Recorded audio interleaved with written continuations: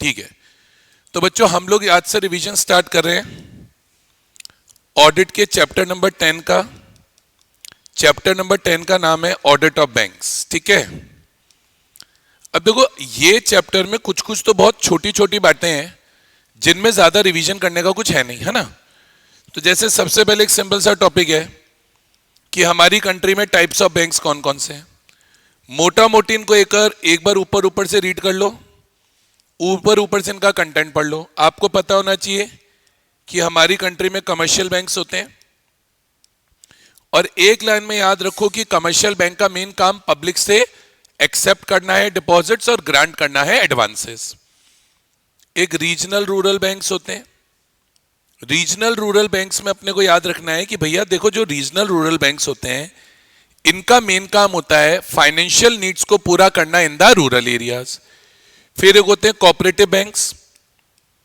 Cooperative banks बच्चों registered होते हैं अंडर कोऑपरेटिव सोसाइटीज एक्ट। फिर एक होते हैं बेटा पेमेंट बैंक।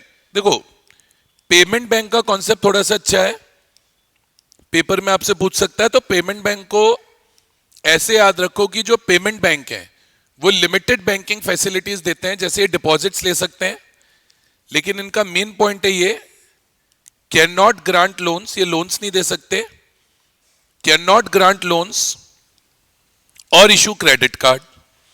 ना ये लोन्स दे सकते और ना ये क्रेडिट कार्ड इशू कर सकते। ये एक मेन फीचर है पेमेंट बैंक का जो आपने को ध्यान रखना है। एक अपने को याद रखना है कि हमारे देश में डेवलपमेंट बैंक्स होते हैं। डेवलपमेंट बैंक्स हो गए जैसे कि SIDBI small industries development bank of India, IFCI industrial finance corporation of India. Development banks का मेन काम है कंट्री में infrastructure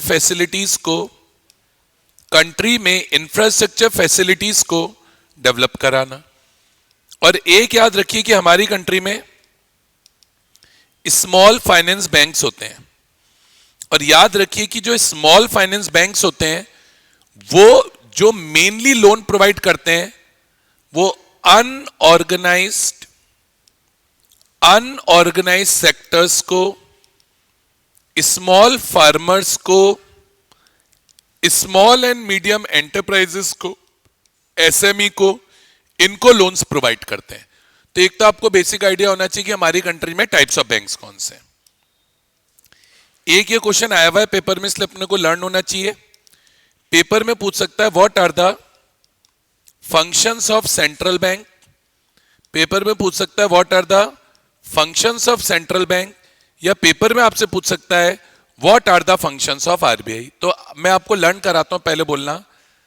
RBI is responsible for issuance of currency, currency issue करेगी, issuance of currency. Regulation of currency issue, currency को regulate करेगी।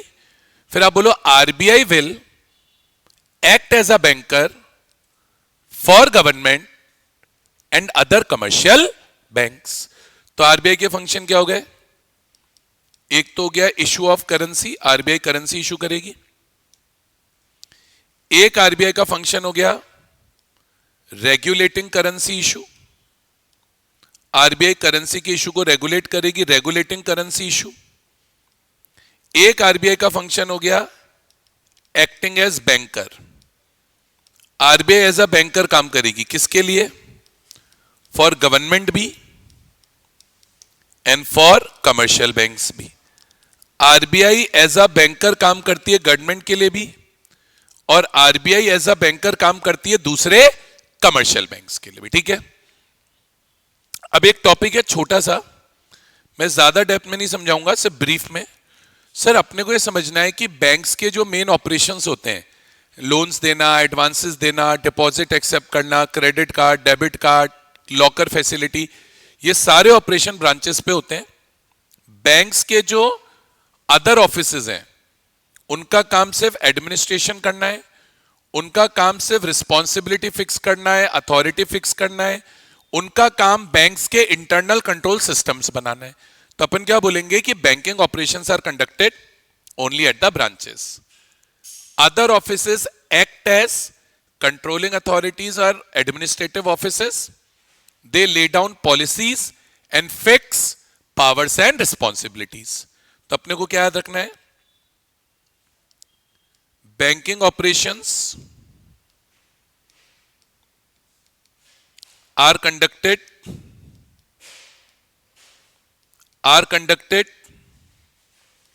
Only at branches. बोले वो सिर्फ ब्रांचेस पे कंडक्ट होते हैं। अपने को याद रखना है other offices act as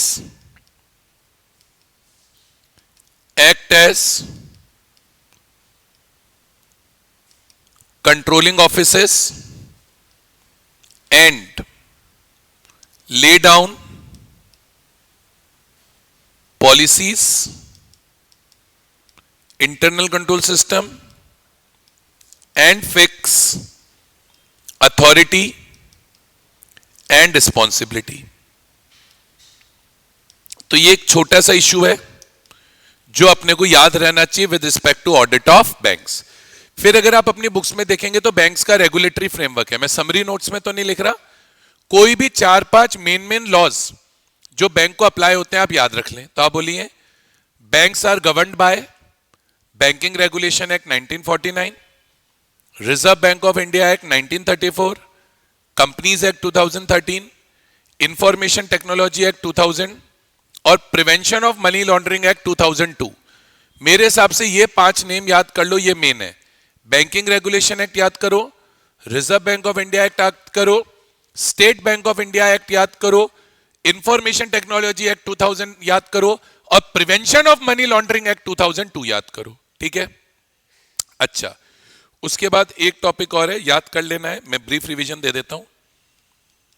banks के मेन फीचर्स, मतलब अगर आज मैं एक बैंक हूं जैसे एचडीएफसी बैंक या आईसीआईसीआई बैंक, तो पिक्यूलियरिटीज का मतलब होता है मेन फीचर्स। तो अपने को पिक्यूलियरिटीज याद होनी चाहिए। अपने को क्या याद होनी चाहिए? पिक्यूलियरिटीज याद होनी चाहिए ऑफ बैंक्स।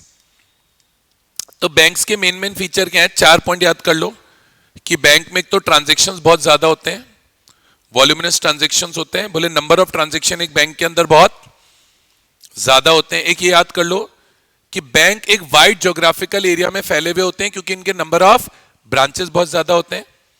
तो वाइड ज्योग्राफिकल नेटवर्क, एक बैंक का ये फीचर याद कर लो कि बैंक का वाइड ज्योग्राफिकल नेटवर्क होता है। एक बैंक का ये फीचर याद करो कि बैंक में बहुत ज्यादा यूज होता है टेक्नोलॉजी का, तो एक्सटेंसिव यूज ऑफ टेक्नोलॉजी। बोले बैंक बहुत ज्यादा टेक्नोलॉजी यूज करते हैं, टेक्नोलॉजी से काम करते हैं। और एक बैंक का एक और फीचर याद रखो कि बैंक के ऊपर लॉज बहुत ज्यादा है, स्ट्रिक्ट विजिलेंस है आरबीआई की। तो बैंक्स के ऊपर स्ट्रिक्ट विजिलेंस यानी कंट्रोल है ऑफ आरबीआई। तो ये कुछ पिक्यूलियरिटीज है जो बैंकिंग ऑपरेशंस की अपने को याद रखनी है। फिर बेटा बैंक से रिलेटेड कुछ बातें और हैं जो बिल्कुल बहुत ही इंपॉर्टेंट है, आनी चाहिए। Form of financial statements of bank. Bank के फाइनेंशियल स्टेटमेंट्स किस फॉर्मेट में बनेंगे? तो सिंपल मैं कह रहा हूं, इसमें ज्यादा नहीं भी याद रहता तो याद रखो, बैंक्स के फाइनेंशियल स्टेटमेंट बनते हैं 3rd शेड्यूल के according of banking regulation act 1949। इसमें 2 फॉर्म है। फॉर्म ए के अकॉर्डिंग बच्चों बैलेंस शीट बनेगी और एक इसमें फॉर्म है बी, फॉर्म बी के अकॉर्डिंग पीएनएल अकाउंट बनेगा। एक ये वाला पॉइंट याद रखो। अब आता है बैंक्स में ऑडिटर का अपॉइंटमेंट कैसे होगा, ये बहुत इंपॉर्टेंट है। Appointment of auditor in banks, कि भाई साहब बैंक में ऑडिटर का अपॉइंटमेंट कैसे होता है। तो याद रखो, इसमें एक सिचुएशन याद रखो, दूसरी सिचुएशन याद रखो और तीसरी सिचुएशन। 3 सिचुएशन बुक में है। एक तो बैंकिंग कंपनी है, तो बैंकिंग कंपनी का ऑडिटर कौन अपॉइंट करेगा? तो बोले बैंकिंग कंपनी का अपॉइंटमेंट, ऑडिटर का अपॉइंटमेंट, बैंकिंग कंपनी के ऑडिटर का अपॉइंटमेंट बैंकिंग कंपनी के शेयर होल्डर्स करते हैं एजीएम में। अगर नेशनलाइज बैंक है, कोई भी सरकारी बैंक है, तो बोले अगर नेशनलाइज बैंक है तो नेशनलाइज बैंक के ऑडिटर का अपॉइंटमेंट बीओडी ऑफ बैंक करेंगे, बैंक के बोर्ड ऑफ डायरेक्टर्स करेंगे। और याद रखना दोनों ही केस में, चाहे बैंकिंग कंपनी हो चाहे नेशनलाइज बैंक हो, ऑडिटर का अपॉइंटमेंट करने के लिए approval, prior approval of RBI is required. फिर उसके अलावा एक अलग केस याद रखो कि अगर कोई रीजनल रूरल बैंक है, आरआरबी, तो रीजनल रूरल बैंक के ऑडिटर का अपॉइंटमेंट बैंक इटसेल्फ करेगा। बैंक को खुद ऑडिटर का अपॉइंटमेंट करना है, लेकिन बैंक को खुद ऑडिटर का अपॉइंटमेंट जो करना है वो अप्रूवल ऑफ सेंट्रल गवर्नमेंट से करना है, सीजी के अप्रूवल से करना है। तो ऑडिटर का अपॉइंटमेंट याद रखो और सिंपल याद रखो, बैंक ऑडिटर की जो क्वालिफिकेशंस है और डिस्क्वालिफिकेशंस है, जो पावर्स हैं और जो रेम्युनरेशन है, वो तीनों सेम एज कंपनी ऑडिटर है। और कंपनी ऑडिटर के सेक्शन याद रखो, कंपनी ऑडिटर की क्वालिफिकेशन डिस्क्वालिफिकेशन सेक्शन 141 में है, पावर्स सेक्शन 143 में है और रेम्युनरेशन सेक्शन नंबर 142 में है। तो पेपर में अगर क्वालिफिकेशन, डिस्क्वालिफिकेशन, पावर या रेम्युनरेशन का क्वेश्चन आता है तो आपको ये तीनों सेक्शन एक्सप्लेन करने पड़ेंगे। तो एकदम बहुत समराइज में हमने कर लिया। तो ये तो बैंक्स का एक बेसिक फ्रेमवर्क हो गया, शुरुआत वाला पार्ट हो गया जो आपको आना ही है। उसके बाद अब कुछ कुछ मेन बातें हैं। देखो, सबसे पहले पेपर में क्वेश्चन आ सकता है, पेपर में क्वेश्चन आ सकता है कंटेंट्स ऑफ ऑडिट रिपोर्ट बताओ, कंटेंट्स ऑफ ऑडिट रिपोर्ट बताओ इन केस ऑफ नेशनलाइज बैंक्स। बोले अगर आज नेशनलाइज बैंक की ऑडिट रिपोर्ट बन रही है, किसकी? बोले नेशनलाइज बैंक की अगर ऑडिट रिपोर्ट बन रही है तो बोले नेशनलाइज बैंक के ऑडिट रिपोर्ट के कंटेंट्स बताओ। तो अब तो एक तो ये बताओगे कि ऑडिटर को ये बताना है कि financial statements true and fair view present कर रहे हैं या नहीं कर रहे हैं। एक ऑडिटर को यह बताना है कि उसने जो भी इंफॉर्मेशन या एक्सप्लेनेशन बैंक से मांगा, बैंक ने वो दिया नहीं दिया। एक्सप्लेनेशन और इंफॉर्मेशन, एक्सप्लेनेशन और इंफॉर्मेशन प्रोवाइडेड बाय बैंक और नॉट। एक्सप्लेनेशन और इंफॉर्मेशन प्रोवाइडेड बाय बैंक और नॉट। एक ऑडिटर को यह बताना है, एक ऑडिटर को यह बताना है कि बैंक ने जितने भी ट्रांजैक्शंस किए अपनी पावर में रह के किए कि नहीं किए। कहीं बैंक ने कोई ऐसा ट्रांजैक्शन तो नहीं कर दिया जिसको करने की बैंक को पावर ही नहीं थी। Transactions are within power of bank, within power of bank और नॉट। एक ऑडिटर को अपनी रिपोर्ट में, ऑडिट रिपोर्ट में यह बताना है कि ऑफिसेस एंड ब्रांच से, ऑफिसेस एंड ब्रांचेस से जो भी रिटर्न्स आनी थी, रिटर्न्स आनी थी, डॉक्यूमेंट्स आने थे, वो एडिक्वेटली आए हैं नहीं आए हैं for the purpose of audit. तो अपने को बताना है whether returns received from branches, whether returns received from branches are adequate। और फिर एक लास्ट पॉइंट आता है, ऑडिटर को यह बताना है कि जो बैंक का पीएनएल अकाउंट है वो प्रॉफिट या लॉस का ट्रू एंड फेयर व्यू दे रहा है या नहीं दे रहा है। तो ऑडिटर को बताना है कि PNL account true and fair view दे रहा है या नहीं दे रहा है, किस चीज का, चाहे प्रॉफिट का चाहे लॉस का, जो एक बैंक ने अर्न किया। तो सबसे पहला टॉपिक हो गया, सबसे पहला टॉपिक हो गया कंटेंट ऑफ रिपोर्ट्स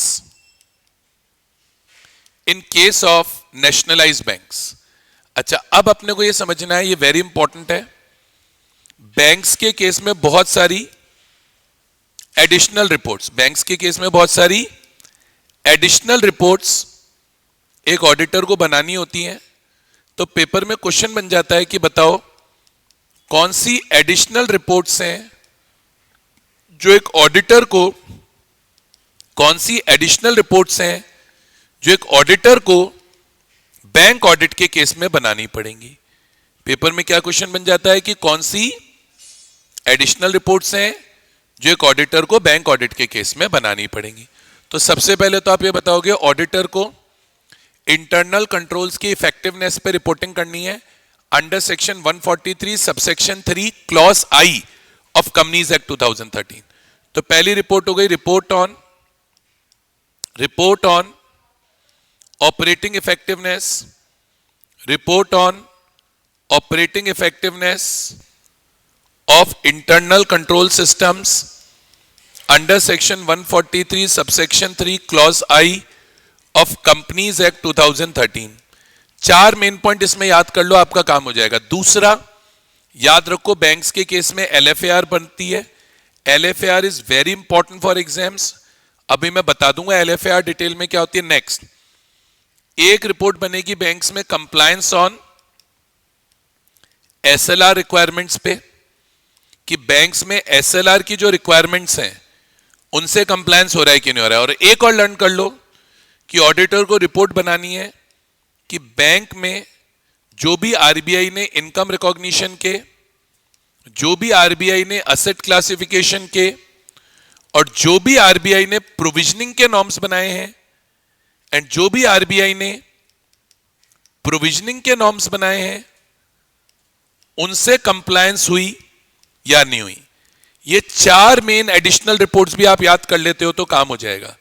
पेपर में क्वेश्चन आया बताओ बैंक्स में कितनी एडिशनल रिपोर्ट्स बनती हैं, तो ऐसे तो बहुत सारी बनती हैं। आप बताना मेन है operating effectiveness of internal controls की report, long form audit report, compliance of SLR requirements की report, income recognition, asset classification and provisioning की रिपोर्ट। अच्छा अब सवाल आता है एलएफएआर। देखो अब मैं ना एलएफएआर पूरा अच्छे से समझा ही रहा हूं। समझाने के बाद ये मैं ना आपको यहां पर एक्सप्लेन कराऊंगा। Long form audit report, long form audit report more popularly known as LFAR. Long form audit report more popularly known as LFAR. Long form audit report more popularly known as LFAR. अब देखो एलएफएआर में मैं क्या बोल रहा हूं। देखो actually होता क्या है बैंक्स में ना एक चेकलिस्ट के फॉर्म में, एक क्वेश्चनियर के फॉर्म में, एक चेकलिस्ट के फॉर्म में, एक क्वेश्चनियर के फॉर्म में रिपोर्ट बनती है।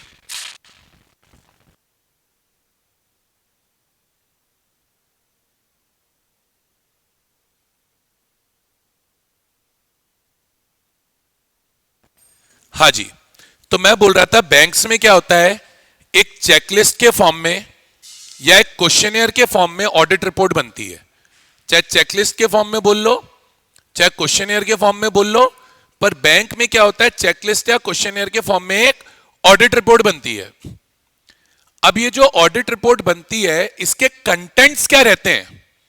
एक तो ये याद रखो कि आरबीआई स्पेसिफाई करेगी, तो एक तो ये याद रखो कि contents of LFAR report will be specified by RBI।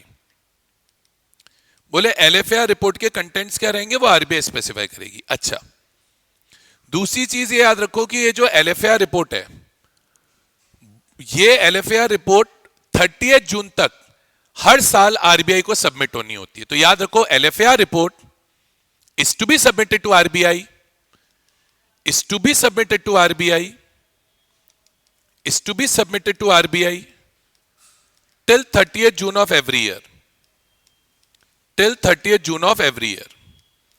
बोले हर साल की 30 जून तक, बोले हर साल की 30 जून तक अपने को LFAR रिपोर्ट आरबीआई को सबमिट करनी होती है। अब लो ये बोला हमको एक प्रॉपर प्लानिंग करने की जरूरत होती है ताकि हम LFAR रिपोर्ट को टाइमली कंप्लीट कर पाए। तो अब बोलना proper planning is required, proper planning is required to ensure timely submission of, to ensure timely submission of LFAR report. और लास्ट मैंडेटरी नहीं होता। आप चाहो तो LFAR की एक छोटी समरी बना सकते हो और वो भी LFAR के साथ अटैच कर सकते हो। देखो LFAR क्या है, बहुत लेंदी रिपोर्ट है, हर किसी के पास ये टाइम नहीं होगा कि वो पूरी लेंदी रिपोर्ट को पढ़े। तो लॉ बोला आप चाहो तो LFAR की एक समरी बना सकते हो और वो समरी रिपोर्ट भी LFAR के साथ अटैच कर सकते हो, और ऐसी समरी को याद रखना एग्जीक्यूटिव समरी बोला जाता है। तो लॉ बोला LFAR may include an executive summary. LFAR may include an executive summary. बोले अगर आप चाहो तो LFAR के अंदर एक एग्जीक्यूटिव समरी इंक्लूड कर सकते हो। तो ये अपने को ध्यान रखना है। तो देखो ऑडिट रिपोर्ट में क्या क्या बातें याद हो गई। एक तो नेशनलाइज्ड बैंक्स के ऑडिट रिपोर्ट के कंटेंट्स, एक एडिशनल रिपोर्ट बैंक के अंदर क्या क्या बनी है, और एक लॉन्ग फॉर्म ऑडिट रिपोर्ट। अच्छा, अब इसके अलावा एक बात और इसमें मेरे हिसाब से आपको याद रखनी पड़ेगी, इंपॉर्टेंट है। देखो एक RBI का सर्कुलर है, RBI का सर्कुलर है, RBI का सर्कुलर है, ध्यान रखना, रिपोर्टिंग ऑफ फ्रॉड पे। RBI का सर्कुलर है, इंपॉर्टेंट है, आ जाता है पेपर में। RBI का सर्कुलर है रिपोर्टिंग ऑफ फ्रॉड पे। ये जो RBI का सर्कुलर है वो सिर्फ इतना बोलता है कि आज अगर आप किसी भी कंपनी की इंटरनल या एक्सटर्नल ऑडिट कर रहे हो और आपको इंटरनल या एक्सटर्नल ऑडिट करते वक्त कहीं पर भी फ्रॉड मिला, कोई फ्रॉडुलेंट एक्टिविटी मिली, कोई भी ऐसी एक्ट मिली जिसको करने की पावर बैंक को नहीं थी, आपको कोई smell I of foul play, smell of foul play I मतलब कोई गलत काम पता चला, तो ऑडिटर को यह बात RBI को बतानी है। मुझे ऑडिटर को RBI को क्या क्या बताना है, कोई भी फ्रॉडुलेंट एक्टिविटी, कोई भी फ्रॉडुलेंट एक्शंस, कोई भी ऐसी एक्ट जो एक्सेस ऑफ पावर में थी, कोई भी स्मेल ऑफ फाउल प्ले। और लॉ बोला अगर ऑडिटर ने जानबूझ के नहीं बताया, पता था फिर भी नहीं बताया, तो ऑडिटर लीगल एक्शंस के लिए लायबल माना जाएगा। तो ऑडिटर की ड्यूटी क्या है बोलो, it is the duty of auditor to report the following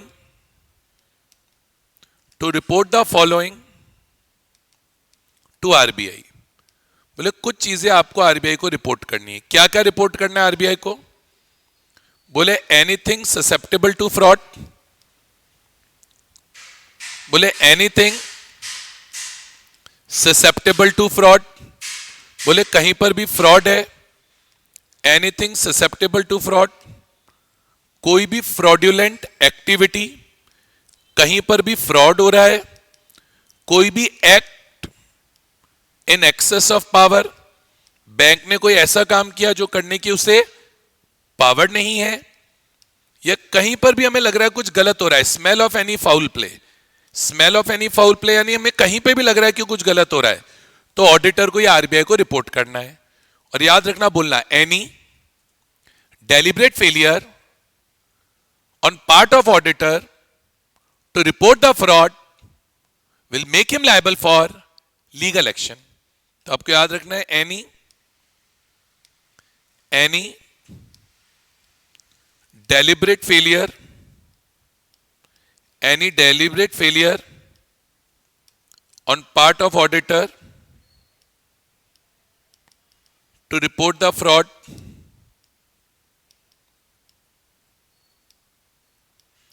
report the fraud will make him liable for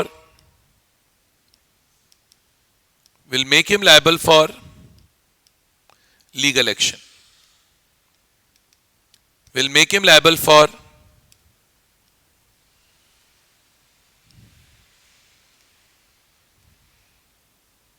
legal action।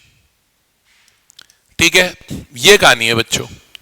तो अब ये क्या है, रिपोर्ट से रिलेटेड, ऑडिट रिपोर्ट से रिलेटेड जितनी सारी बातें हैं, ऑडिट रिपोर्ट से रिलेटेड जितनी सारी बातें हैं वो मैंने आपको क्या करा दी, रिवाइज करा दी। ठीक है, अब सर सुनना मेरी बात ध्यान से। अब सर बैंक्स के अंदर कुछ मेन टॉपिक आएंगे। अब वो मेन टॉपिक में भी मैं कोशिश करूंगा कि इसी तरीके के मैं छोटे छोटे चार्ट्स आपको बना दूं, इसी तरीके के छोटे छोटे चार्ट्स आपको बना दूं और वो टॉपिक मैं आपको क्या करा दूं, रिकैप करा दूं।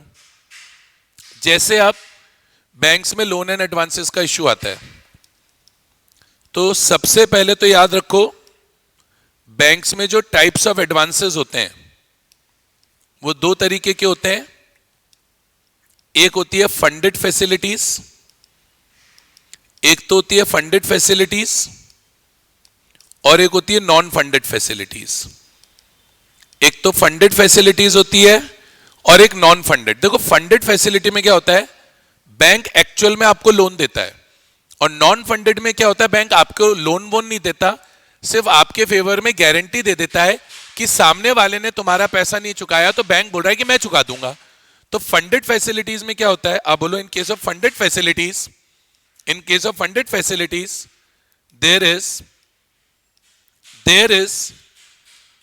actual transfer of funds, there is actual transfer of funds, there is actual transfer of funds from bank to borrower, there is actual transfer of funds from bank to borrower। और non funded facility में याद रखो कि कोई fund का transfer नहीं होता। These facilities do not involve any transfer of funds. बोले बैंक आपको कोई पैसा नहीं दे रहा, बैंक आपको कोई पैसा नहीं दे रहा भाई। इसमें दो एग्जांपल याद रखो, गारंटी और गारंटी जैसा ही एक और सेम कॉन्सेप्ट होता है लेटर ऑफ क्रेडिट। ठीक है, उसके बाद अब देखो मेन तो यही है, बैंक जब आपसे असेट लेता है as a security,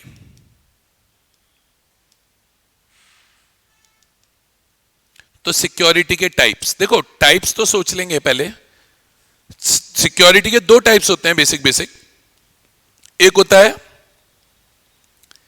primary security. बेटा प्राइमरी सिक्योरिटी मेन सिक्योरिटी होती है जिसके ऊपर लोन मिलता है। आज लोन का अमाउंट कम होगा ज्यादा होगा, प्राइमरी सिक्योरिटी की वैल्यू पर डिपेंड करता है। आप बोलोगे primary security is that security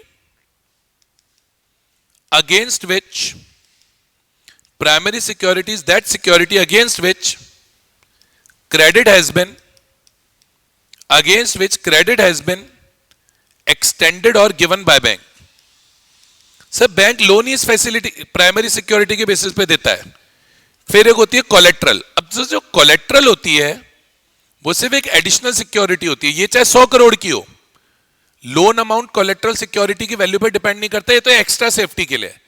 तो आप बोलोगे collateral security is simply an additional security.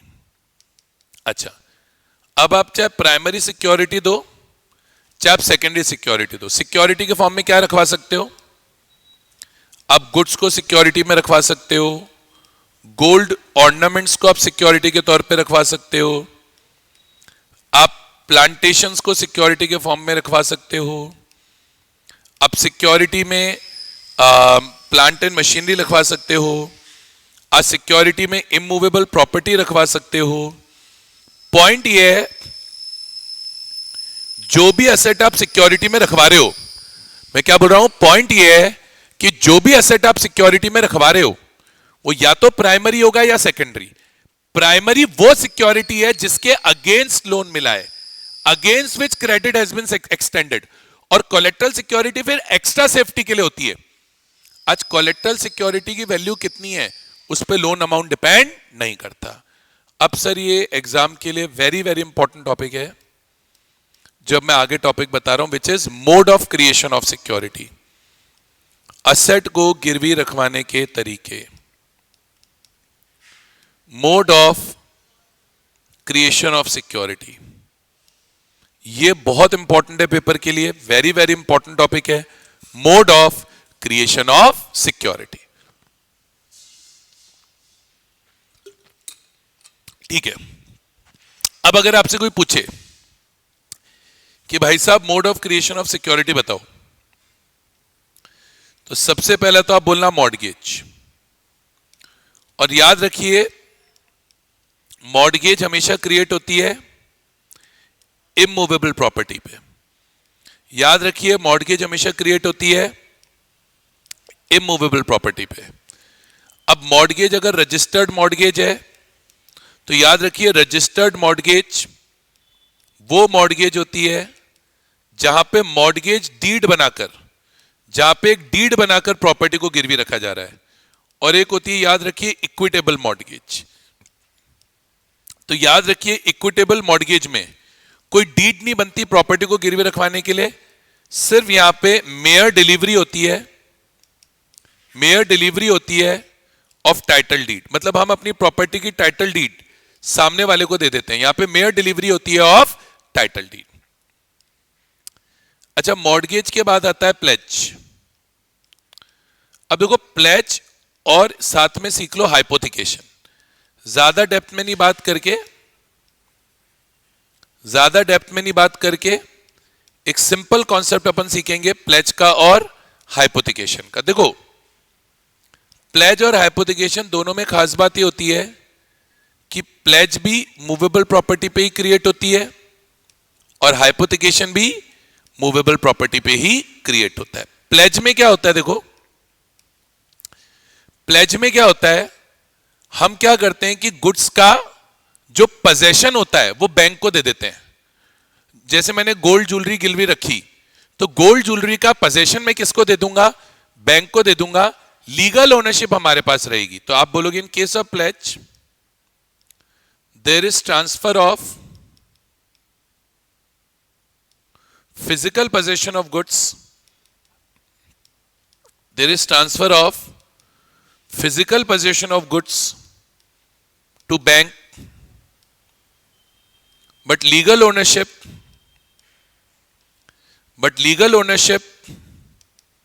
remains with borrower, but legal ownership remains with borrower। और हाइपोथिकेशन में क्या होता है, हम बैंक को असेट के ऊपर अधिकार तो दे देते कि भाई असेट पे तेरा अधिकार है, तू चाहे तो इस असेट को बेच के अपने लोन की रिकवरी कर लेना, लेकिन बैंक को ना असेट का पोजेशन दिया जाता है और ना ओनरशिप। तो आप बोलोगे in case of hypothecation there is neither transfer of ownership, there is neither transfer of ownership nor possession of goods,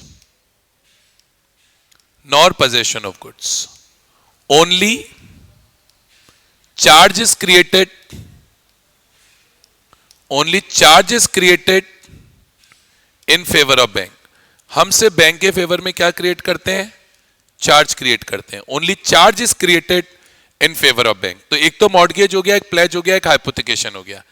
अब एक होता है असाइनमेंट। सिंपल याद रखो, असाइनमेंट एक्शनेबल क्लेम्स पे क्रिएट होता है।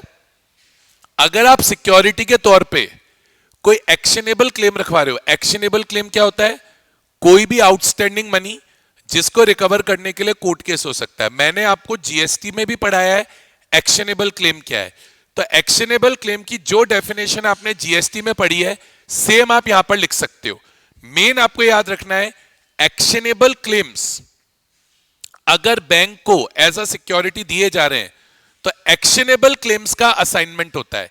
असाइनमेंट सिंपली मींस अपने अधिकार किसी और को देना। जैसे बैंक में आपकी कोई एफडी है, वो एक एक्शनेबल क्लेम है, या कोई लाइफ इंश्योरेंस पॉलिसी है, वो एक्शनेबल क्लेम है। तो इनको अगर एज अ सिक्योरिटी दिया जाएगा तो टर्म यूज होगा असाइनमेंट। तो आपको क्या याद रखना है, असाइनमेंट। असाइनमेंट में आपको याद रखना है only actionable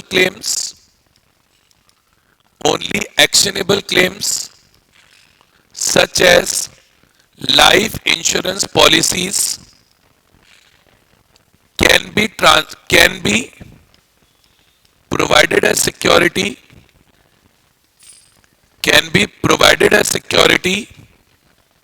by way of assignment, by way of assignment. ठीक है।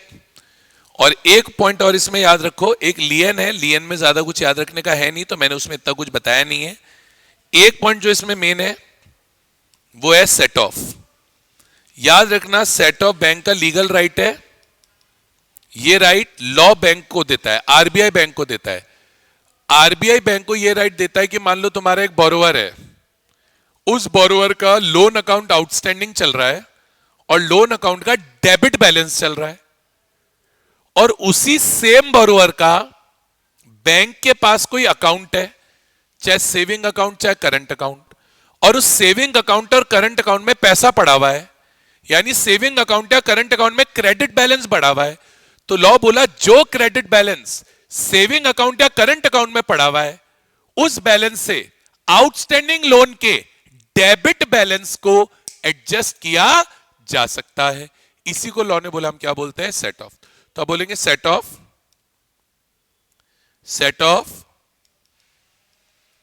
is a statutory right of bank. Set off is a statutory right of bank where debit balance in loan account of borrower can be adjusted against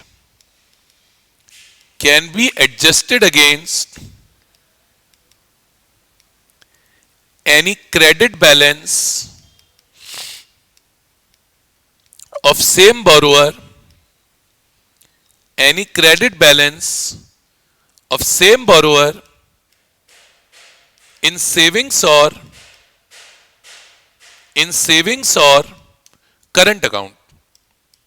तो बेटा mode of creation of security हो गए mortgage, pledge, hypothecation, assignment और set of. ये क्या हो गए बेटा, mode of creation of security हो गए। तो ये एक इंपॉर्टेंट टॉपिक होता है पेपर के लिए, what are the modes of creation of security. अब मेन फंडा आएगा भैया, मेन फंडा आएगा, बहुत बड़ा मैं उसका चार्ट बनाऊंगा, जैसे जैसे मेरा मन करेगा मैं बनाता जाऊंगा, आप देखते जाइए, समझते जाइए। बहुत इंपॉर्टेंट है पेपर के लिए, क्वेश्चन आ सकता है, डेफिनेटली आ सकता है, ठीक है। अगला पॉइंट क्या आता है, ध्यान से देखना। सर अब बैंक्स के जितने भी लोन्स एंड एडवांसेस होते हैं वो दो कैटेगरी में क्लासिफाई होते हैं। पहले तो ये समझो,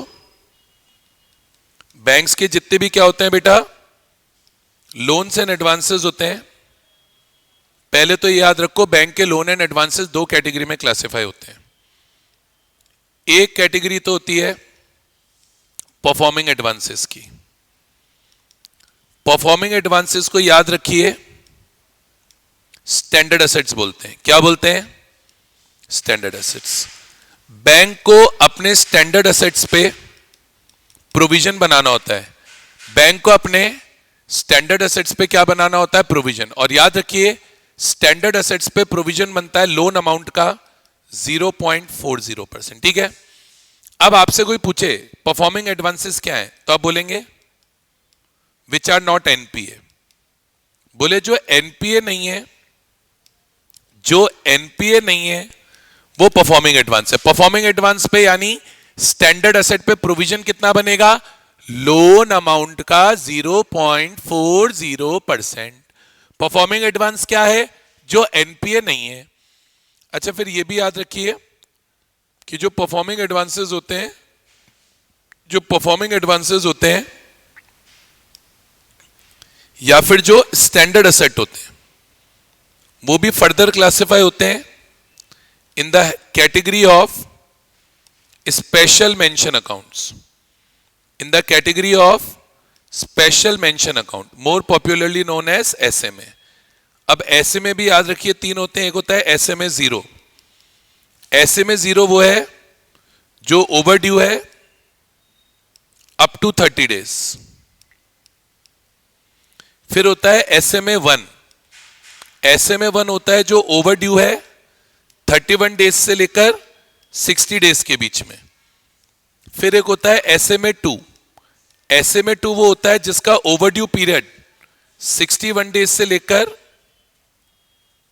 जिसका ओवरड्यू पीरियड जिसका ओवरड्यू पीरियड 61 डेज से लेकर 90 डेज के बीच में, वो है SMA 2।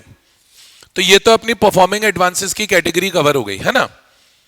अब आओ नॉन परफॉर्मिंग एडवांसेस पे। इसको ऐसे भी याद रखो कि जो परफॉर्मिंग एडवांसेस हैं, जो परफॉर्मिंग एडवांसेस हैं वो अच्छे लोग हैं, है ना। अब नॉन परफॉर्मिंग एडवांसेस क्या, बुरे लोग हैं। पहले तो इसको ऐसे याद रखो, नॉन परफॉर्मिंग एडवांसेस क्या है बेटा, बुरे लोग हैं।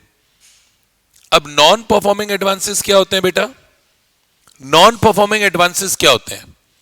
सर लॉ बोला अगर कोई भी टर्म लोन है, लॉ बोला अगर कोई भी टर्म लोन है तो हम टर्म लोन को एनपीए मानेंगे अगर टर्म लोन ओवरड्यू चल रहा है for a period greater than 90 days. और लॉ बोला same rule bill discounted pay भी लग जाएगा। लॉ बोला same rule bill discounted pay भी लग जाएगा। मतलब हो ये गया, चाहे कोई टर्म लोन हो, चाहे कोई टर्म लोन हो या बिल डिस्काउंटेड हो, अगर ये ओवरड्यू हो जाता है, अगर ये ओवरड्यू हो जाता है फॉर ग्रेटर देन 90 डेज तो हम इसको क्या मान लेंगे, एनपीए। ओवरड्यू होने का मतलब क्या होता है, ओवरड्यू का मतलब होता है नॉन पेमेंट, पेमेंट ना होना, non payment of principal amount, principal amount pay नहीं हो रहा या इंटरेस्ट अमाउंट पे नहीं हो रहा ऑन ड्यू डेट। अगर प्रिंसिपल या इंटरेस्ट अमाउंट ड्यू डेट पे नहीं होता है तो वो अपन बोलते हैं कि वो क्या हो गया, ओवरड्यू हो गया। तो जो भी टर्म लोन या बिल डिस्काउंटेड ओवरड्यू है फॉर मोर देन 90 डेज उसको अपने को क्या मानना है, एनपीए मानना है। उसको अपने को क्या मानना है, एनपीए मानना है।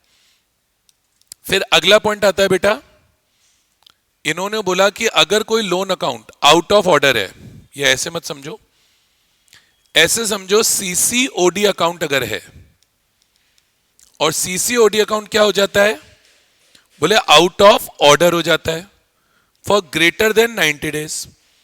तो बोले अगर सीसीओडी अकाउंट 90 डेज से ज्यादा के लिए आउट ऑफ ऑर्डर हो गया तो उसको क्या मान लिया जाएगा, बोले उसे नॉन परफॉर्मिंग एडवांस, उसे एनपीए मान लिया जाएगा। उसे नॉन परफॉर्मिंग एडवांस, उसे एनपीए मान लिया जाएगा। अब इधर देखना मैं क्या बोल रहा हूं सर, अब ये आउट ऑफ ऑर्डर का क्या मतलब होता है, ये आपको बड़ा परेशान करेगा, प्लीज इसको लर्न कर लेना। तो मैंने एग्जाम्पल आपके लिए पहले से बना के रखा हुआ है आउट ऑफ ऑर्डर का, क्योंकि इसका एग्जाम्पल बड़ा बनता है। देखो होता क्या है, जब आप बैंक से सीसीओडी लिमिट लेते हैं ना, तो सीसीओडी लिमिट में क्या होता है, ड्रॉइंग पावर निकलती है। ड्रॉइंग पावर वो मैक्सिमम अमाउंट है जो एट अ टाइम आप अपने अकाउंट से विड्रॉ कर सकते हैं। अच्छा, अब ड्रॉइंग पावर निकलती कैसे है, लॉ बोला जो भी एसेट आपने सिक्योरिटी पे रखा है, मान लो हमने सिक्योरिटी पे रखी है इन्वेंट्री, उसमें से मार्जिन माइनस कर दो। मान लो मैंने अज्यूम कर लिया मार्जिन 20% है, तो इन्वेंट्री माइनस मार्जिन करके, इन्वेंट्री माइनस मार्जिन करके बोले एक अमाउंट आ जाएगा। उस अमाउंट को सीसीओडी अकाउंट की बोले सैंक्शन लिमिट से कंपेयर कर लेना। उस अमाउंट को सीसीओडी अकाउंट की किससे, सैंक्शन लिमिट से कंपेयर कर लेना। और बोले अगर आपने किससे कंपेयर कर लिया, सैंक्शन लिमिट से कंपेयर कर लिया, तो उसके बाद जो विच एवर इज लेस करके आएगा वो ड्रॉइंग पावर है। विच एवर इज लेस करके जो आएगा बोले वो क्या है, ड्रॉइंग पावर है। अब लॉ बोला अगर सीसीओडी अकाउंट का आउटस्टैंडिंग बैलेंस ड्रॉइंग पावर से ज्यादा हो गया तो हम बोलेंगे कि CC account out of order है। तो आप बोलोगे out of order means outstanding balance in CCOD account is more than drawing power of CCOD account. अच्छा, पेपर में एक क्वेश्चन और बन सकता है पेपर में एक क्वेश्चन और बन सकता है सीसीओडी अकाउंट के। देखो दो मीनिंग होते हैं। दूसरा मीनिंग सीसीओडी अकाउंट का ये होता है, मान लीजिए मेरे सीसीओडी अकाउंट में 0.20 करोड़ का इंटरेस्ट डेबिट हुआ, तो लॉ बोला जितना इंटरेस्ट आपके सीसीओडी अकाउंट में डेबिट हुआ है, लॉ बोला जितना इंटरेस्ट आपके सीसीओडी अकाउंट में डेबिट हुआ है उतना अमाउंट आपको अपने सीसीओडी अकाउंट में क्रेडिट करवाना पड़ेगा। अगर आपने जो अमाउंट क्रेडिट करवाया वो इंटरेस्ट को मीट आउट करने के लिए सफिशिएंट नहीं है, तो अगेन हम बोलेंगे कि CCOD account out of order हो गया। नो क्रेडिट टू सीसीओडी या credits are not sufficient to meet interest, तो भी CCOD account out of order हो जाएगा।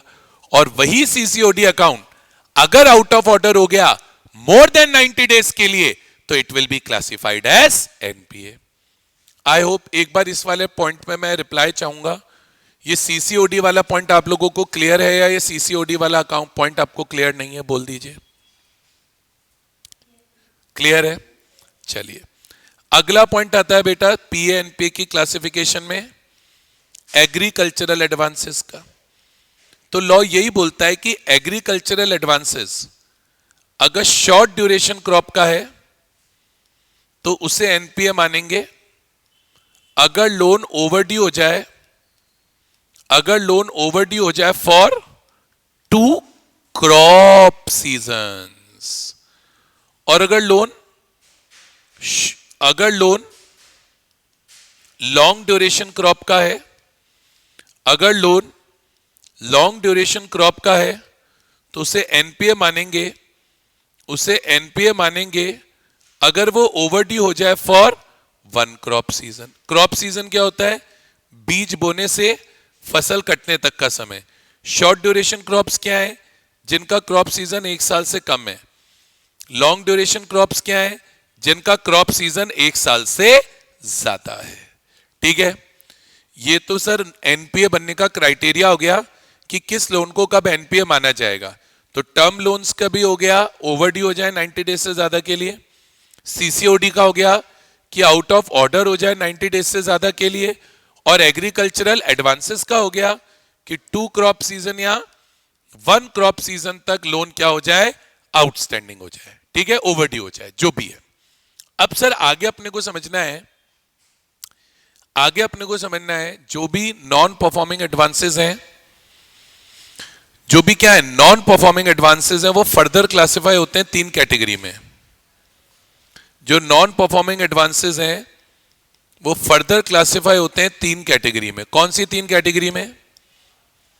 एक तो सब स्टैंडर्ड असेट, एक डाउटफुल असेट, एक सब स्टैंडर्ड असेट, एक डाउटफुल असेट और एक लॉस असेट। सर सब स्टैंडर्ड है कम बुरे लोग, डाउटफुल है बहुत बुरे लोग, डाउटफुल है बहुत बुरे लोग, और लॉस असेट है मरे हुए लोग। लॉस असेट है सर मरे हुए लोग, बुरे बहुत बुरे मरे हुए। ठीक है साहब, अच्छे बुरे, बुरे में भी कम बुरे, बहुत बुरे, मरे हुए। ठीक है, अब सब स्टैंडर्ड आप कब हो? जब आप एनपीए रहोगे 12 महीने तक, अप टू 12 मंथ्स। डाउटफुल कब हो? जब आप एनपीए बन चुके हो, जब आप एनपीए बन चुके हो फॉर मोर देन 12 मंथ्स। और लॉस असेट क्या है बेटा? लॉस असेट वो असेट है जो हम मान चुके कि पैसा डूब चुका। Loss has been recognised, loss has been recognised मतलब हम मान चुके हैं कि पैसा डूब चुका है, अब नहीं मिलेगा। Loss has been recognised by, किसने बोल दिया पैसा डूब गया? या तो बाय इंटरनल ऑडिटर्स ने बोल दिया पैसा डूब गया, या आरबीआई ने बोल दिया पैसा डूब गया, या बैंक खुद बोल रहा है कि पैसा डूब गया। तो वो क्या है? लॉस एसेट है। अब प्रोविजन कितना बनेगा? सब स्टैंडर्ड एसेट पे प्रोविजन बनता है लोन अमाउंट का, टोटल लोन अमाउंट का 15%। डाउटफुल असेट में क्या है आपको देखना पड़ेगा कि वो डाउटफुल अप टू 1 ईयर है, वो डाउटफुल 1 ईयर से 3 ईयर के बीच में है, वो डाउटफुल मोर देन 3 ईयर्स के लिए। तो अनसिक्योर्ड पार्ट जो भी है उसका तो 100% प्रोविजन है तीनों ही कैटेगरी में, अनसिक्योर्ड पार्ट का। और सिक्योर्ड पार्ट का अप टू 1 ईयर वाले में 25%, 1 से 3 ईयर वाले में 40% और मोर देन 3 ईयर वाले में 100% का प्रोविजन आपको बनाना पड़ेगा। और अगर अपन लॉस एसेट की बात करें, अगर अपन लॉस एसेट की बात करें तो अगेन लॉस एसेट में भी जो प्रोविजन बनता है, अगेन जो लॉस एसेट में भी प्रोविजन बनता है वो लोन अमाउंट का 100% प्रोविजन बनता है। यह बात आपको ध्यान रखनी पड़ेगी। बताइए बच्चों, आया कि नहीं आया? आया कि नहीं आया? फटाफट बोल दीजिए। आ गया?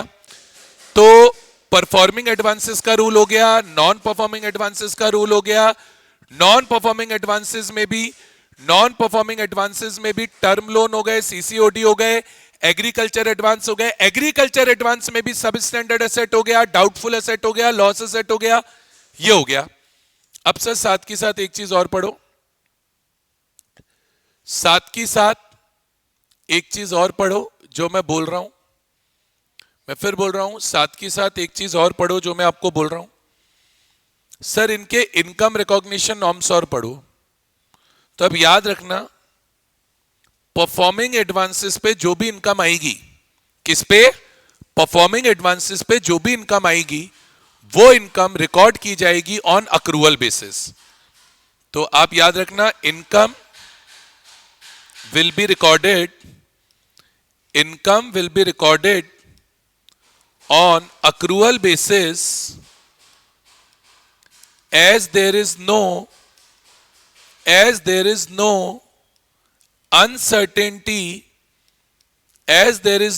uncertainty regarding realization of revenue। बोले नॉन परफॉर्मिंग एडवांसेस में बोले अनसर्टेनिटी तो होती नहीं है कि पैसा मिलेगा कि नहीं मिलेगा।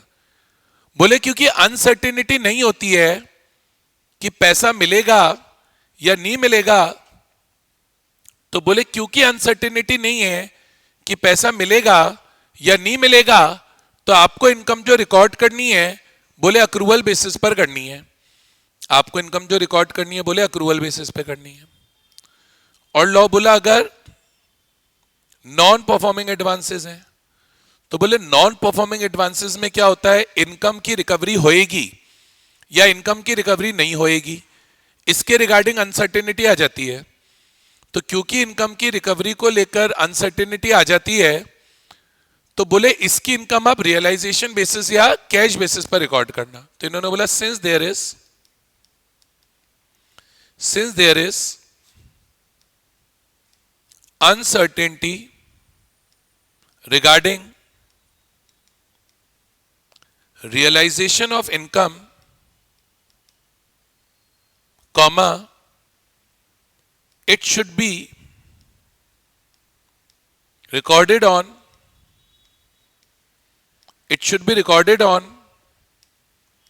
cash basis or realization basis।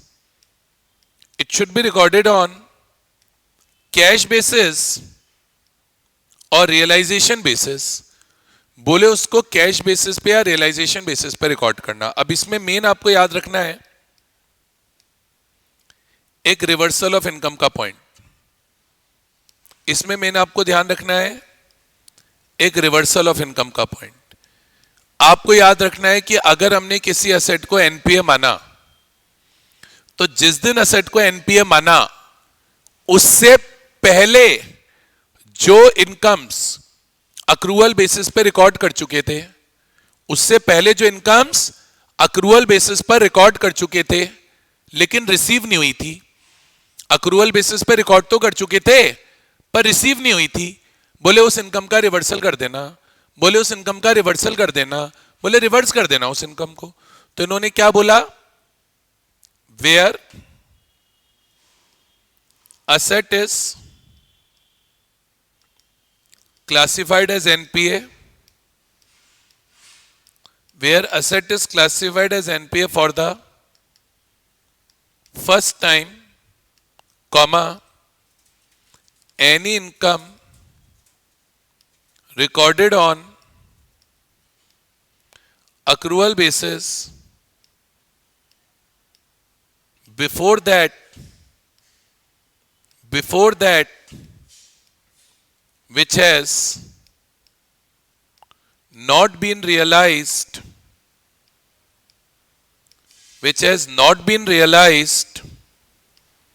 should be reversed. या तो बोले रिवर्स कर देना, should be reversed, या adequately provided for. बोले यार तो रिवर्स कर देना या उसका एडिक्वेट अमाउंट का प्रोविजन बना देना. तो ये जो प्रोविजन है बेटा, ये मेन प्रोविजन है regarding bank audit, loan and advances के, जो आपको मेन याद रहने चाहिए. ठीक है, तो ये एक पूरा सिंगल चार्ट हो गया जो मैंने आपको बना के दे दिया है. इसी में मैंने आपको आउट ऑफ ऑर्डर का भी जो पूरा कॉन्सेप्ट है वो मैंने आपको साथ में समझा दिया है. अब इधर देखना, मैं एक चीज और बोल रहा हूं. अब कुछ स्पेशल पॉइंट्स हैं with respect to NPA classification. Short में बताऊंगा सारे. स्पेशल पॉइंट्स हैं with respect to NPA classification. अब क्या क्या स्पेशल पॉइंट्स हैं with respect to NPA classification, इनको डिस्कस करना चालू करेंगे. 2 मिनट देना बेटा मेरे को.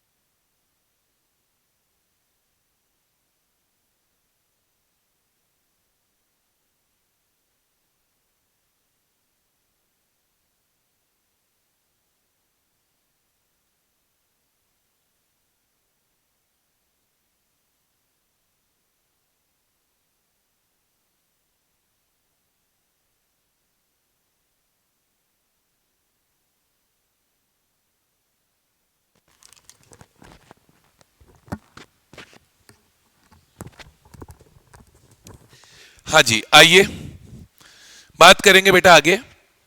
अब मुझे क्या बताना है आपको, कुछ स्पेशल केसेस बताने हैं with respect to NPA classification.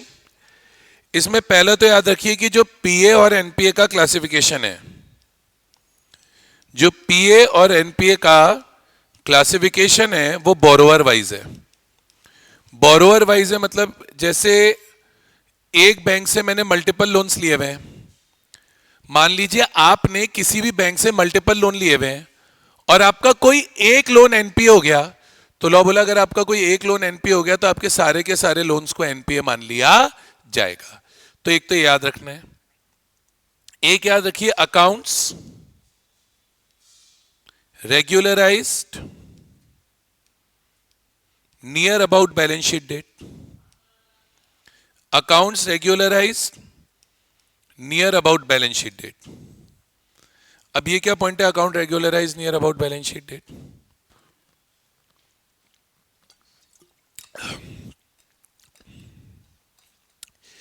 बेटा अकाउंट रेगुलराइज्ड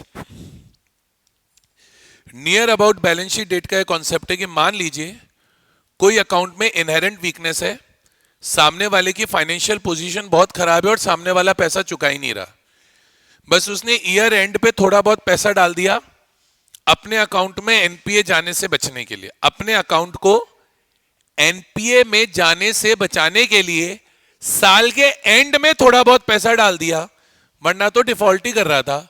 तो लॉ बोला ऐसे अकाउंट को एनपीए ही मानना, थोड़ा बहुत पैसा आने से कोई फर्क नहीं पड़ता।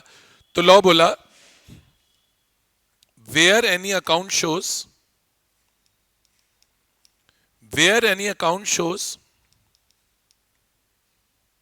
inherent weakness and only few credits are received at year end, that account should continue to be classified as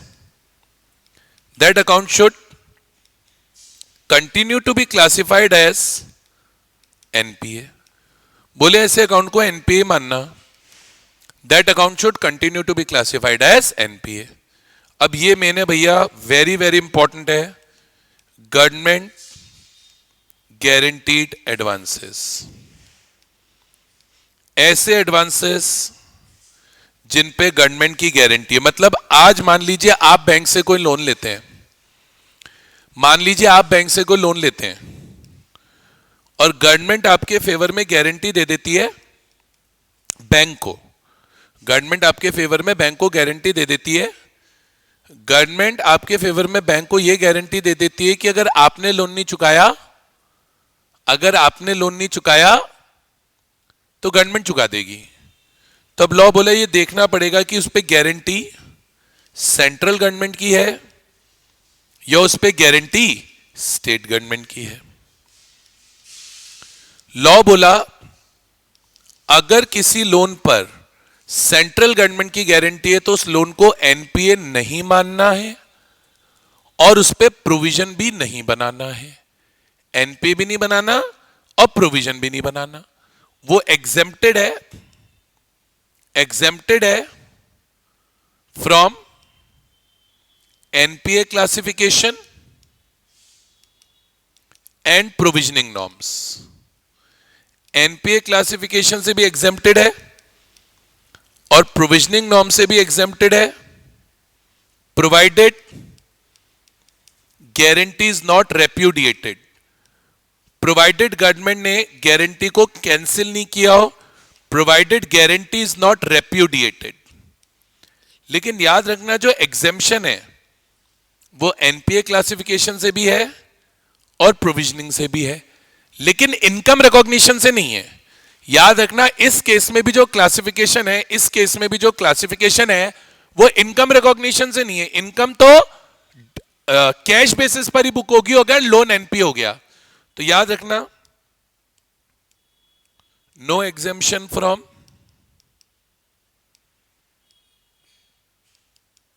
income recognition norms, no exemption from income recognition norms. फिर एक है स्टेट गवर्नमेंट गारंटी। लॉ बोला अगर किसी loan पे state government की guarantee है, कहीं कोई रिलीफ ही नहीं है, उसको नॉर्मल एनपीए मानो, नॉर्मल जो ट्रीटमेंट एक लोन का करते हो वो करो, स्टेट गवर्नमेंट की गारंटी में कोई फर्क नहीं पड़ता। Treated as loan, treated as NPA in normal way, कोई एग्जेम्पशन नहीं है, ना प्रोविजनिंग से है, ना एनपीए क्लासिफिकेशन से है, ना इनकम रिकॉग्निशन से है। जो भी थोड़ा बहुत रिलीफ मिल रहा है वो सेंट्रल गवर्नमेंट की गारंटी पे मिल रहा है, स्टेट गवर्नमेंट की गारंटी पे तो कोई रिलीफ मिल ही नहीं रहा, ये बात ध्यान रखना।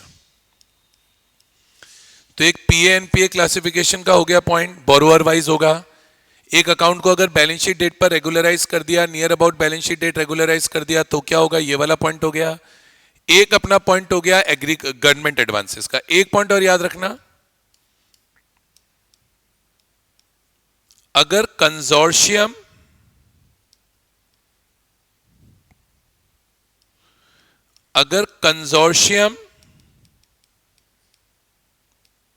एडवांसेस हैं, कंजोर्शियम एडवांसेस क्या होते हैं, loans granted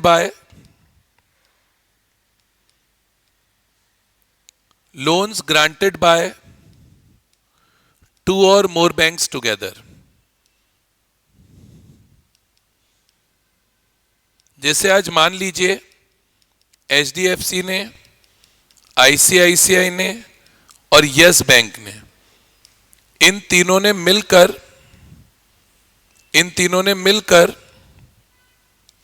लोन दे दिया PQR लिमिटेड को 400 करोड़ का। उस 400 करोड़ में से मान लो 200 करोड़ HDFC ने दिए, 100 करोड़ ICICI ने दिए और 100 करोड़ यस बैंक ने दिए। तो ये कंजोर्शियम फाइनेंसिंग हो गया। अब कंजोर्शियम फाइनेंसिंग में लॉ ने बोला ध्यान ये रखना है कि मान लीजिए PQR ने यस बैंक को पेमेंट करने में डिफॉल्ट कर दी, तो बाकी बैंक्स को अपनी बुक्स में लोन NPA नहीं दिखाना। बोले PA या NPA का क्लासिफिकेशन आप अपने अपने रिकॉर्ड्स को देखकर करेंगे। HDFC को पेमेंट आ रहा है वो PA माने, ICICI को भी पेमेंट आ रहा है, ICICI को भी पेमेंट आ रहा है, वो भी PA माने। यस बैंक में डिफॉल्ट हो रहा है वो NPA मान ले। तो यहां लोन PA रहेगा, यहां भी लोन PA रहेगा, यहां डिफॉल्ट हो रहा है इसलिए NPA हो जाएगा। तो लॉ बोला in case of consortium financing, law बोला in case of consortium financing क्या होगा? कंजोर्शियम फाइनेंसिंग में लॉ बोला in case of consortium financing NPA classification will be based on individual records of recovery। बोले आप अपना अपना रिकॉर्ड ऑफ रिकवरी देखो, तुम अपना देखो, सामने वाला अपना देखेगा। NPA classification will be based on individual records of recovery. बोले अपना अपना रिकॉर्ड ऑफ रिकवरी देखो, तुम अपना देखो, मैं अपना देखूंगा, तुम्हें पैसा मिल रहा है तुम PA मानो, मुझे नहीं मिल रहा मैं NPA मानूंगा, बात खत्म। अच्छा, इसमें एक चीज और होती है, नॉर्मली जो बैंक सबसे बड़ा लोन देता है, ज्यादा लोन देता है, वो लीड बैंक होता है, और लीड बैंक सभी बैंक्स के बिहाफ पे लोन को मैनेज करता है। तो आज जो बोरोवर होता है वो पूरा पेमेंट भी लीड बैंक को ही देता है। फिर लीड बैंक क्या करता है, अपना शेयर रख लेता है और बाकी बैंक्स को बाकी बैंक्स का शेयर दे देता है। अब मान लो लीड बैंक ने बदमाशी करी, बोरोवर ने तो पूरा पैसा लीड बैंक को चुका दिया। अब लीड बैंक क्या करा, बाकी बैंक्स का शेयर खा गया और बाकी बैंक्स को बाकी बैंक्स का शेयर दिया नहीं। तो लॉ बोला उस सिचुएशन में बाकी बैंक्स की बुक्स में लोन NPA बन जाएगा, क्योंकि बाकी बैंक्स को तो बाकी बैंक्स का पेमेंट नहीं मिला है।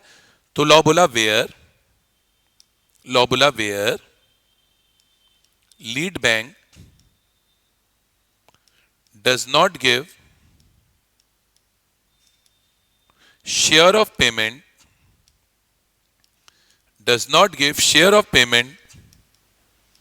to other member banks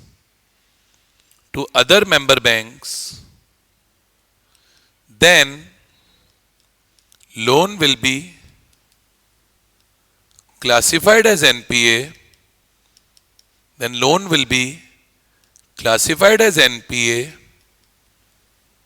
in the books of other member banks।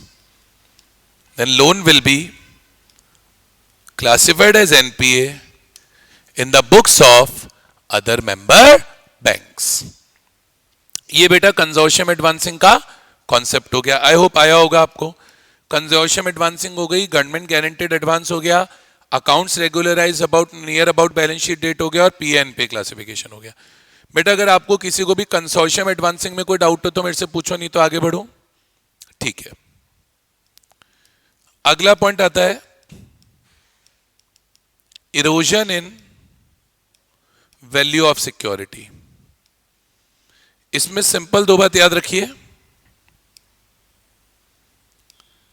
अगर erosion in value of security हो जाता है by more then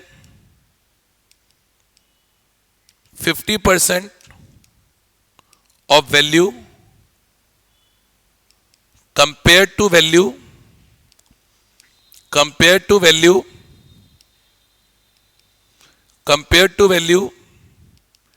initially assessed, तो ध्यान रखना loan will be straight away treated as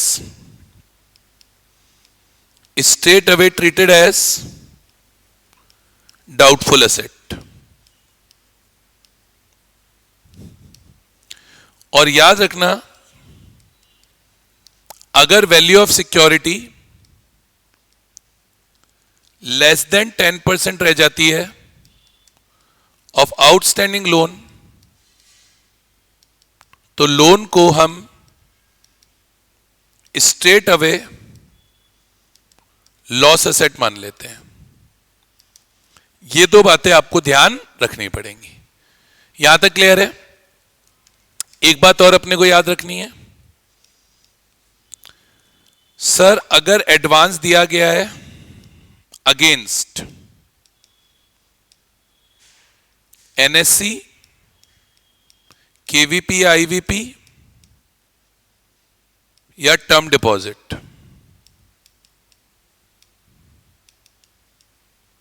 तो उसे एनपीए नहीं मानना। उसे एनपीए नहीं मानना है, ये एग्जेम्पशन है, ये अपने को ध्यान रखना है। और एक और बात याद रखनी है, अगर एग्रीकल्चर एडवांसेस हैं जो किसान ने नहीं चुकाए, क्यों नहीं चुकाए? अगर agricultural advances affected by natural calamities हो जाते हैं, अगर agricultural advances affected by natural calamities हो जाते हैं, यानी एग्रीकल्चर एडवांस का पैसा इसलिए नहीं चुका, यानी एग्रीकल्चर एडवांस का पैसा इसलिए नहीं चुका क्योंकि क्या हो गई है, नेचुरल कैलामिटी हो गई है। तो अगर एग्रीकल्चरल एडवांस का पैसा इसलिए नहीं चुका कि नेचुरल कैलामिटी हो गई है, तो नॉर्मली ऐसे लोन्स का रीशेड्यूलमेंट कर दिया जाता है, रीस्ट्रक्चरिंग कर दी जाती है। तो ऐसे लोन्स को भी याद रखना जो अफेक्टेड बाय नेचुरल कैलेमिटीज हैं, उनको भी एनपीए नहीं मानना है। होता क्या है, बैंक क्या करता है, लोन को रीपेमेंट करने का टाइम आगे बढ़ा देता है। होता क्या है इसमें पहले ये समझो, बैंक्स लोन को रीपेमेंट करने का टाइम आगे बढ़ा देता है। कई बार बैंक ऐसा करता है कि फ्रेश लोन दे देता है। कई बार बैंक शॉर्ट टर्म लोन को लॉन्ग टर्म लोन में कन्वर्ट कर देता है। ये सब बेटा रीशेड्यूलमेंट का पार्ट है। तो लॉ बोला अगर एग्रीकल्चर एडवांसेस का रीशेड्यूलमेंट किया जा रहा है क्योंकि नेचुरल कैलामिटी की वजह से किसान अपने पैसे को नहीं चुका पाया था, तो बोले ऐसे लोन को एनपीए में क्लासिफाई नहीं करना है। ऐसे लोन को एनपीए में क्लासिफाई नहीं करना है।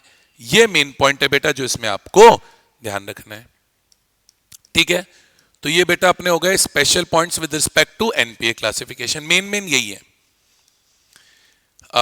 फिर बेटा अब आती है ऑडिट ऑफ एडवांसेस। बैंक के लोन एंड एडवांसेस की ऑडिट कैसे होगी, तो इसका एक छोटा समरी चार्ट मैंने बना रखा है। तो पहले तो बैंक के लोन एंड एडवांसेस की ऑडिट कैसे होती है ये आप देख लो। उसके बाद एक कैलकुलेशन ऑफ ड्राइंग पावर का टॉपिक है। कैलकुलेशन ऑफ ड्राइंग पावर का टॉपिक है, बहुत ज्यादा इंपॉर्टेंट टॉपिक है कैलकुलेशन ऑफ ड्राइंग पावर का। उसको हमको ठीक से एक बार रिवाइज करना पड़ेगा, है ना। पहले ऑडिट ऑफ एडवांस में 3 पार्ट है। Audit approach, manner of obtaining evidences, audit approach, manner of obtaining evidences और इवैल्यूएशन ऑफ इंटरनल कंट्रोल। तीनों पार्ट आपको अलग अलग करने पड़ेंगे। तो तीनों पार्ट में आपको अलग अलग ही कराऊंगा। आ जाओ, सबसे पहले ऑडिट ऑफ एडवांसेस की बात करते हैं। सबसे पहले किसकी बात करते हैं, ऑडिट ऑफ एडवांसेस की बात करते हैं। मैं क्या बोल रहा हूं सुनना ध्यान से। सर सबसे पहले आता है ऑडिट अप्रोच। ऑडिट अप्रोच में यह है कि अगर मैं लोन एंड एडवांसेस की ऑडिट कर रहा हूं तो मुझे क्या चेक करना है।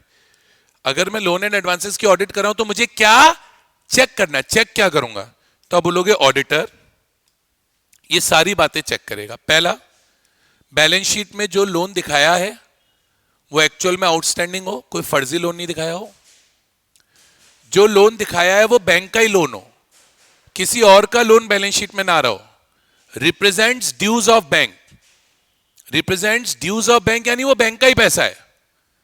फिर ऑडिटर को ये देखना है कि सभी लोन्स के प्रॉपर लोन डॉक्यूमेंट बने हो, loans are appropriately supported by loan document. एक ऑडिटर को देखना है कि कोई भी लोन एडवांस अनरिकॉर्डेड ना रहा हो, बैंक ने जितने भी लोन्स दिए हैं या एडवांसेस दिए हैं वो सारे रिकॉर्ड हो गए हों। ऑडिटर को सभी लोन्स एंड एडवांसेस का बेसिस ऑफ वैल्यूएशन चेक करना है। बेसिस ऑफ वैल्यूएशन चेक करने से मतलब है कि लोन्स ओवर स्टेटेड या अंडर स्टेटेड नहीं होने चाहिए।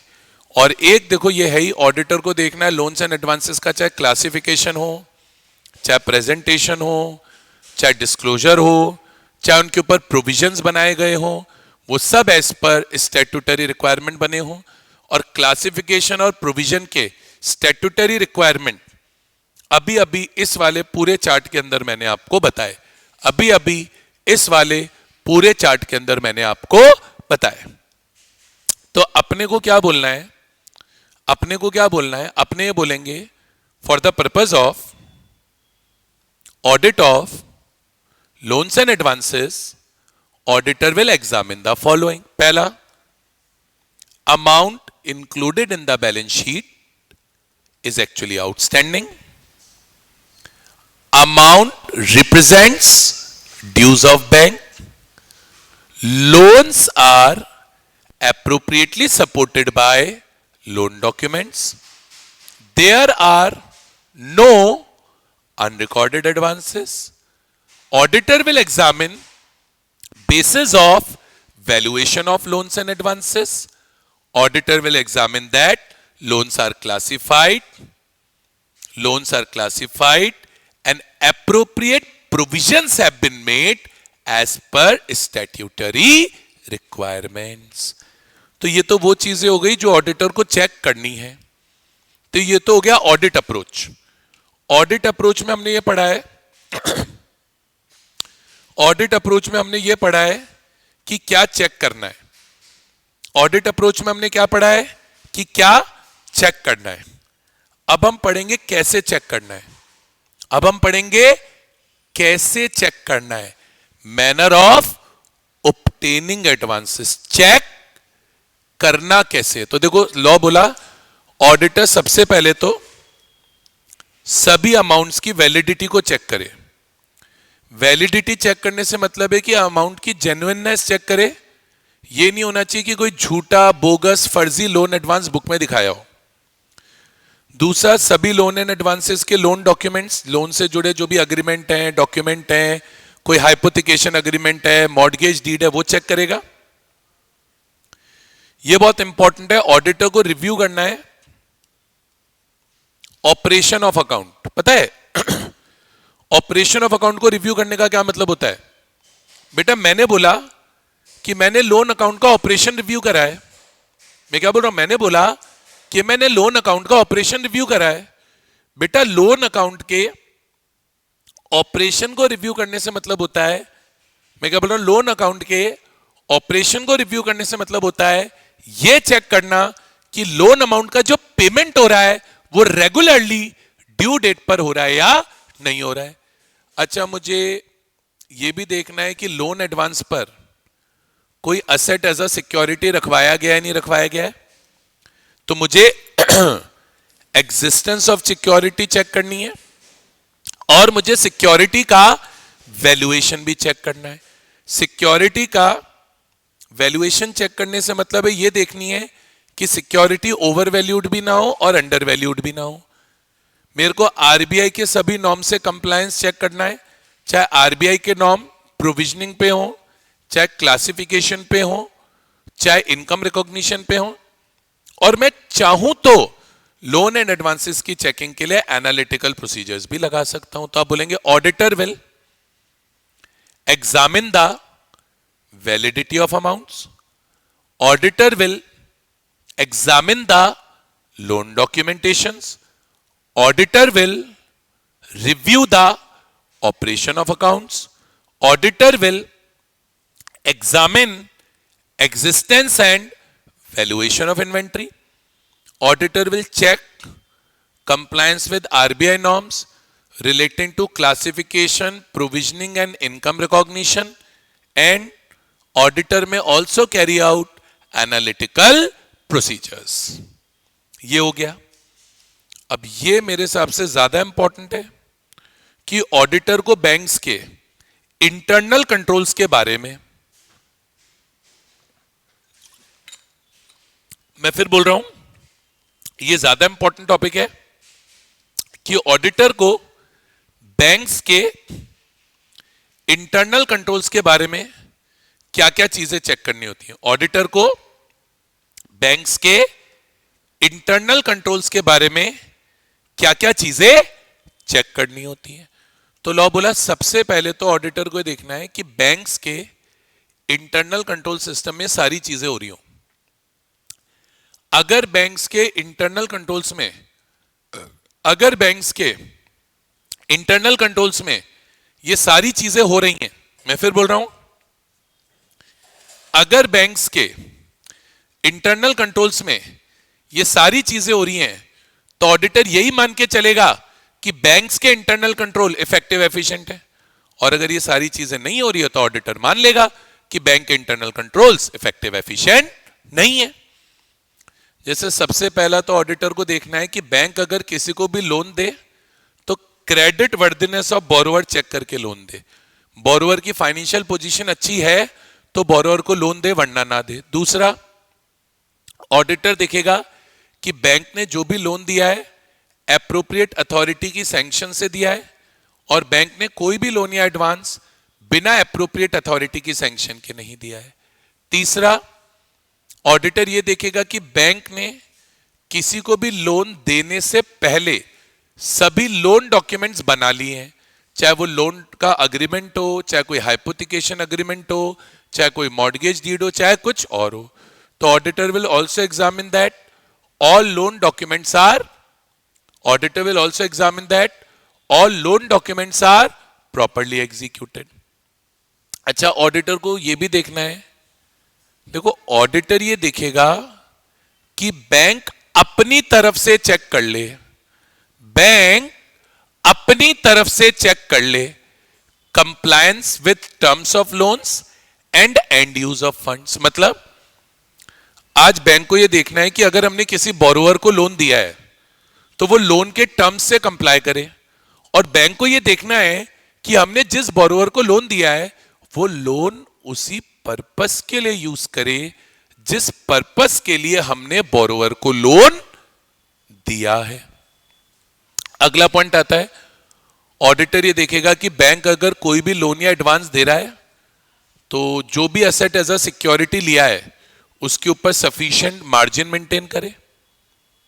अगर सिक्योरिटी के तौर पे शेयर्स लिए गए हैं या डिबेंचर्स लिए गए हैं तो उनकी ओनरशिप, शेयर्स डिबेंचर्स की ओनरशिप बैंक को ट्रांसफर हो जानी चाहिए. हर बैंक एक ड्राइंग पावर का रजिस्टर मेंटेन करता है. ऑडिटर को यह देखना है कि ड्राइंग पावर का जो रजिस्टर है वो रेगुलरली अपडेट किया जा रहा है या अपडेट किया नहीं जा रहा है. ऑडिटर को यह भी देखना है कि जो भी सीसी अकाउंट है या ओडी अकाउंट है वो विद इन रहे, कैप्ट विद इन रहे. CCOD account kept with in रहे मतलब इसके अंदर अंदर रहे, आउटस्टैंडिंग अमाउंट इसको एक्सीड ना करे. किसके विद इन रहे? ड्राइंग पावर के विद इन भी रहे और सैंक्शन लिमिट के विद इन भी रहे. और लास्ट, हर बैंक की यह ड्यूटी है कि वो लोन अकाउंट्स के ऑपरेशन को रिव्यू करे वंस इन अ ईयर. और मैंने अभी भी बताया था, लोन अकाउंट के ऑपरेशन को रिव्यू करने से मतलब यही होता है कि हम ये चेक कर लें कि जो लोन के प्रिंसिपल और इंटरेस्ट का पेमेंट है वो रेगुलरली ड्यू डेट पर हो रहा है या रेगुलरली ड्यू डेट पर नहीं हो रहा है. बोलो आया? यहां पर अगर बेटा खत्म होती है, क्या खत्म होती है बच्चों? ऑडिट खत्म होती है. किसकी ऑडिट खत्म होती है बच्चों? ऑडिट खत्म होती है बच्चों एडवांसेस की. आई होप समझ में आया होगा. Very good. तो ऑडिट ऑफ एडवांसेस हो गया, स्पेशल पॉइंट्स हो गए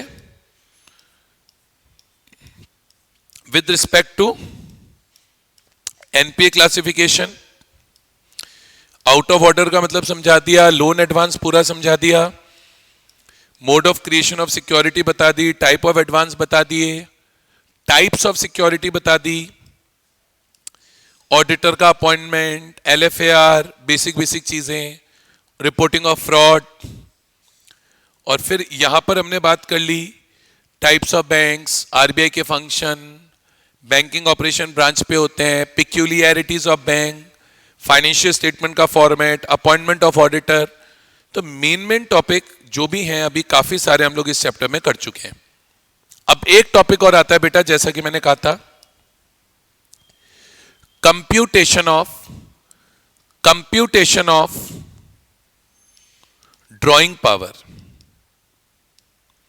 देखो सीसीओडी अकाउंट में ड्राइंग पावर कैलकुलेट होती है, तो जब सीसीओडी अकाउंट में ड्राइंग पावर कैलकुलेट हो रही है तो ड्राइंग पावर में कैलकुलेट करने से रिलेटेड क्या क्या बातें ध्यान रखनी है। मतलब जैसे आज मैं बैंक हूं, मैं किसी कस्टमर की सीसीओडी लिमिट कैलकुलेट कर रहा हूं, मैं एक बैंक हूं और मैं किसी कस्टमर की क्या कैलकुलेट कर रहा हूं, सीसीओडी लिमिट कैलकुलेट कर रहा हूं।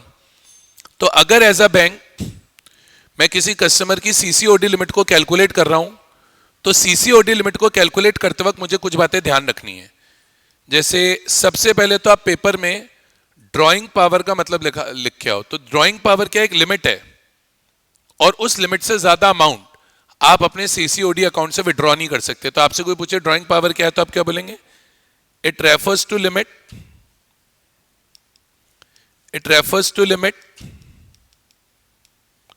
up to which entity can withdraw amount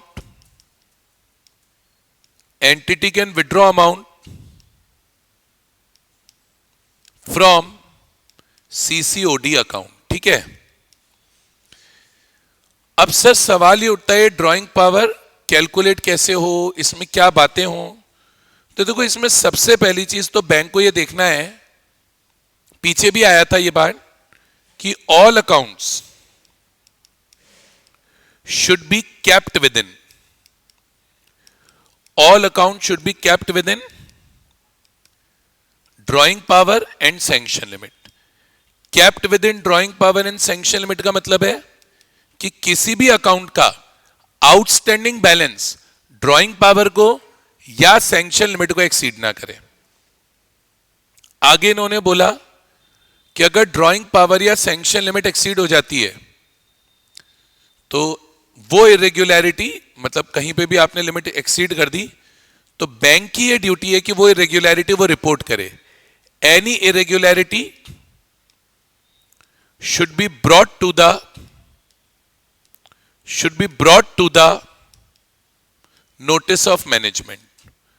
bank का जो भी टॉप मैनेजमेंट है उनको बताना पड़ेगा कि भाई ये सीसीओडी अकाउंट इरेगुलर हो गए हैं, इनका जो आउटस्टैंडिंग अमाउंट है वो एक्सीड हो गया है। अच्छा, नेक्स्ट पॉइंट है, बैंक की ये ड्यूटी है कि बैंक ये इंश्योर करे कि सभी सीसीओडी अकाउंट के against adequate amount of current assets को एज अ सिक्योरिटी रखा हुआ है। तो बैंक की ड्यूटी है, अब इसमें तीन बातें याद रखनी है। सबसे पहला, बैंक को इंश्योर करना है adequacy of current assets. Bank को इंश्योर करना है adequacy of current assets. Bank को adequacy of current assets ensure करना है, मतलब बैंक को ये इंश्योर करना है कि हर करंट असेट के साथ, हर सीसीओडी अकाउंट के साथ adequate amount of current asset हमारे पास एज अ सिक्योरिटी हो। दूसरा, ऑडिटर को देखना है कि जो ड्राइंग पावर कैलकुलेट हो रही है,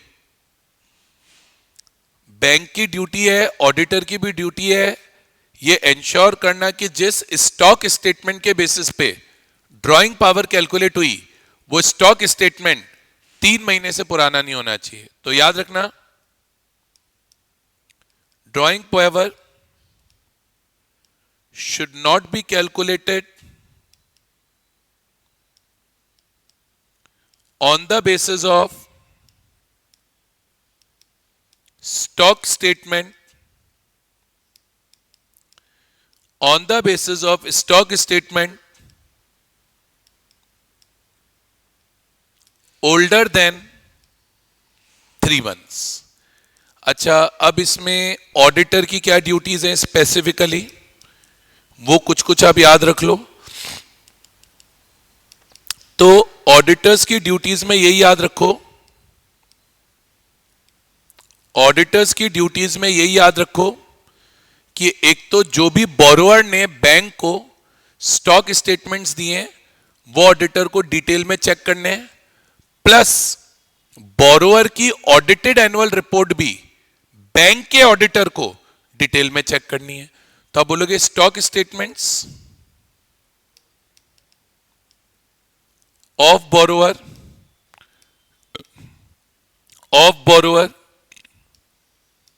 should be scrutinized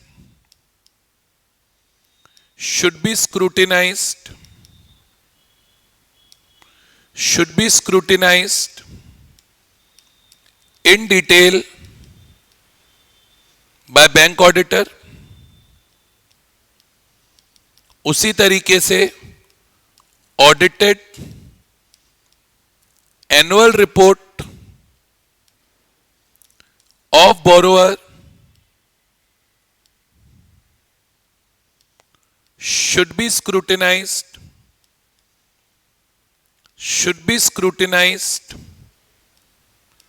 in detail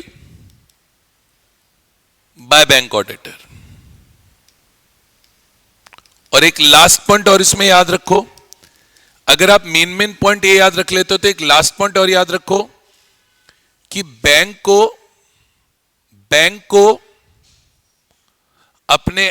को करवाना, ये बात बैंक को अपने हर उस बोरोअर की स्टॉक ऑडिट करानी है. किसको बेटा?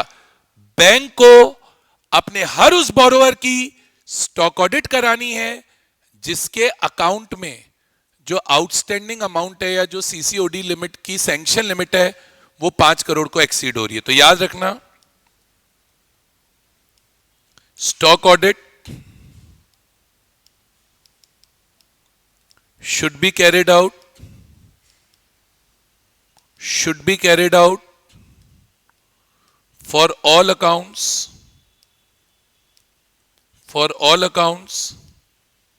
having funded exposure, for all accounts having funded exposure greater than rupees 5 crores. I hope बच्चों ये आया होगा आपको. Very good. अब बच्चों इस चैप्टर में 2 टॉपिक और है जो हमें रिवाइज करने हैं, जो मेरे हिसाब से मेन है.